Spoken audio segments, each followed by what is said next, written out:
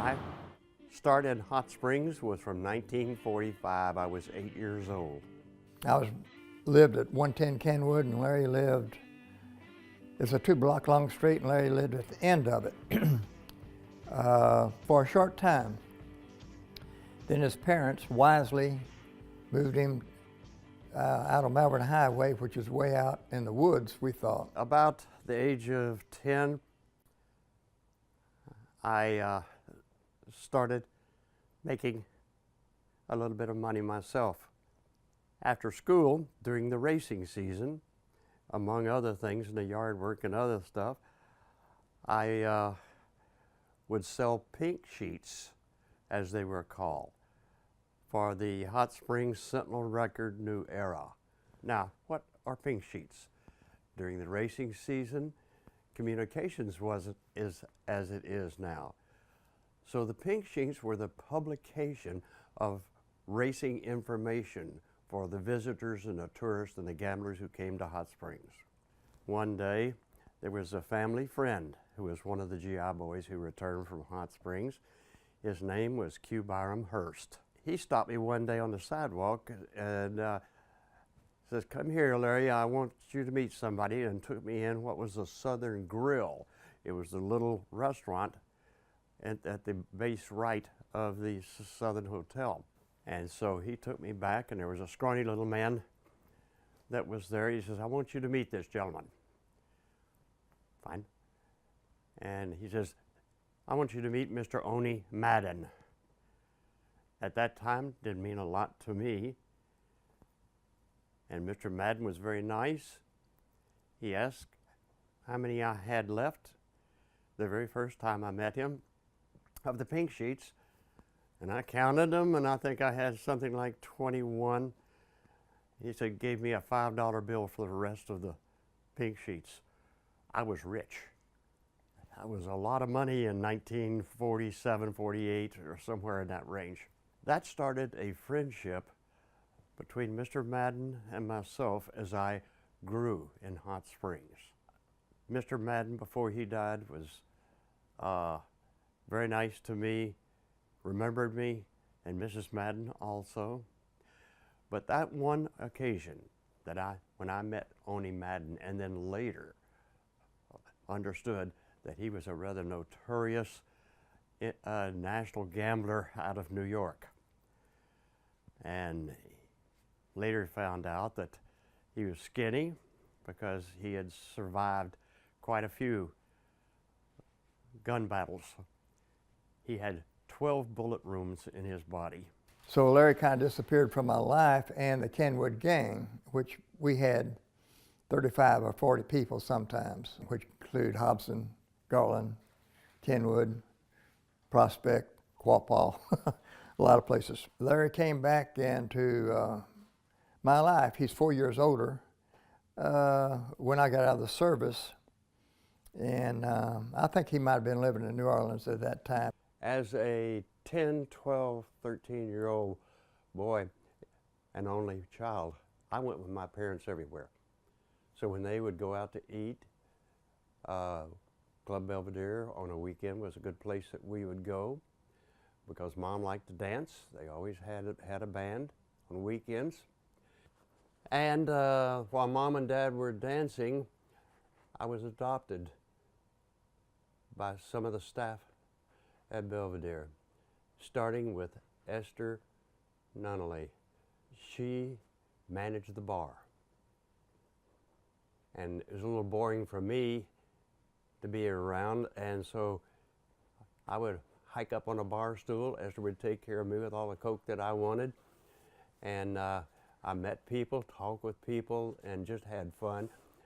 And then I would wander into the casino where all of the adults were. That casino, all of the men had coats and ties. All of the ladies tried to dress really, really nice. And so it was that kind of atmosphere that I would just walk into as a young kid, preteen. And there was a bouncer, we'll call him, crowd control man or whatever, that was always at the entrance.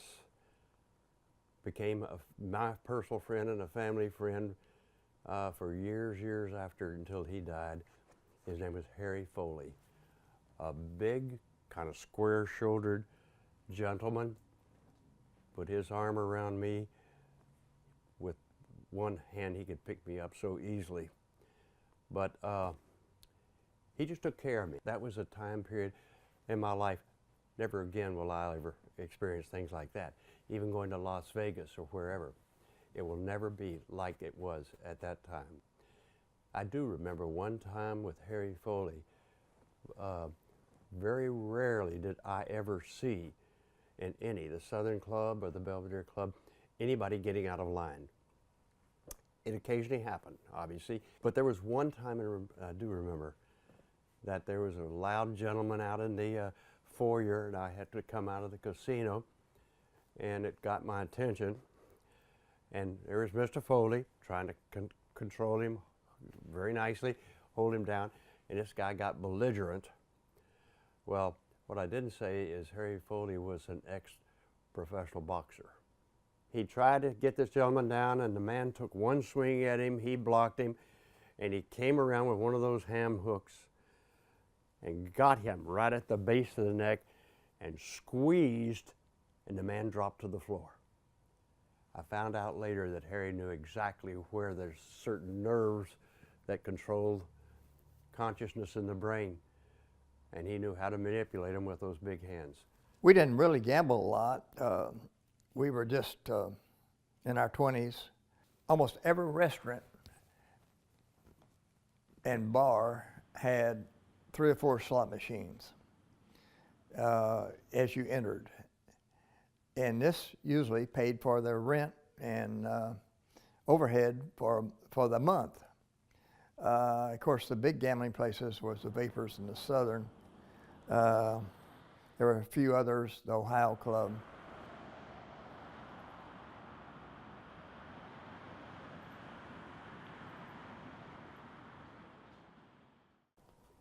Community, as a community, started before the formation of the states by our Native Americans, our Indians, and prior to them, a gentleman that's a good Spanish explorer by the name of Hernando de Soto, who visited hot springs as he explored this continent of the North America continent, and because of the springs. So, as the name indicates, our history has always evolved around those hot springs. They attracted the Native Americans not only for the springs and the healing water, and tribes, even though that they were warring tribes or enemies of each other, when they came to hot springs, there was no, they left that behind. And from there, those early Americans, the hot springs then attracted in mid-1800s, 19th century, and early 20th century settlers, pioneers, who came to the springs because, again, of the hot springs. And in those days, with very little law and so forth, you can only imagine, and I can only imagine, what that environment was like. And from my memory now, which I may miss it a year or two, but I believe it was 1862 that the United States government set aside a section of land around this whole hot springs area and set it aside as the, quote, hot springs reservation. That was the first formality of creating an environment that could grow with some control. It was a wonderful place, a good place to be brought up in. Wouldn't give anything for my childhood because we were active. This is before cell phones, TV, and all this other stuff that monopolizes teenagers now. I think that at that time, my family was just indicative of so many across this country that did the same thing. And that's how this country has grown. That's how Hot Springs has grown, by the peers of my family doing similar things, and not only growing for their family, but growing their city. And so with all of that as a basis from 1945, this city area has been blessed not only with its natural resources, but with its human resources.